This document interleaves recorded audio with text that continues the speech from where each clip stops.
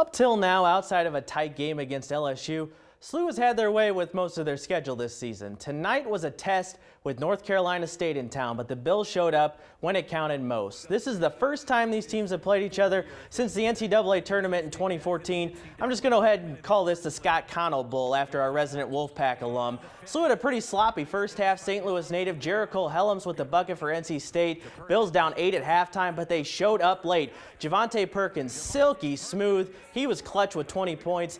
And Demarius Jacobs going to throw it down for good measure to extend the lead late. SLU finishes on a 32-14 run to move to 6-0 on the season. Coach Ford, your thoughts? Luckily, we did have some fire. We do have some offensive firepower at times. Thank goodness, because we finally found it.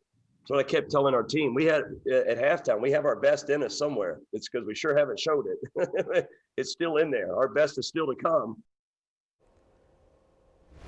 One of the standards of the Blues for the past decade called it a career today. With Alexander Steen announcing his retirement due to lingering back injuries, the Blues are down another veteran presence in the locker room. But Steen's announcement could open up some interesting doors for Doug Armstrong. The Blues may have some extra cash to play with in the free agent market once Steen officially goes on the long-term injured list. And Armstrong isn't ruling out the possibility of adding to his squad in 2021.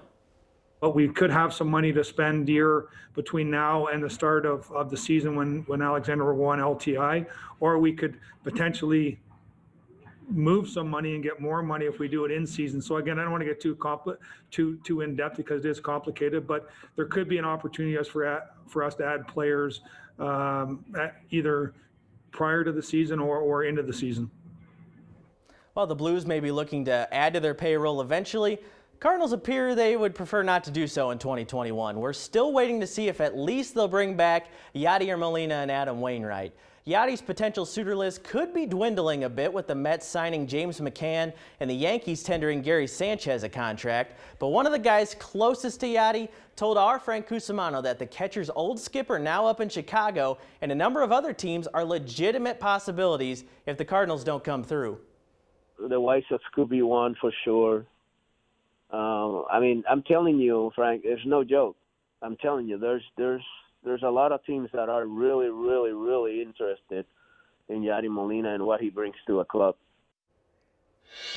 Let's shift from a future Hall of Famer to a guy who could also be on the Hall of Fame path, Scott Rowland. The 2021 ballots have been sent out to voters, and the Cardinals' third baseman is on there for the 4th time. He's starting to make some noise, too. He has to get 75% of the vote and was just over 35% last year.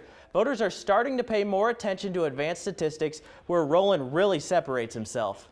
When you look at groups of numbers, right, defensive runs saved, Scott Rowland ranks 13th all time out of 19,902 players in defensive runs saved. And he's third among third basemen behind Hall of Famer Brooks Robinson and behind who will be a first ballot Hall of Famer, Adrian Beltre. We'll be right back.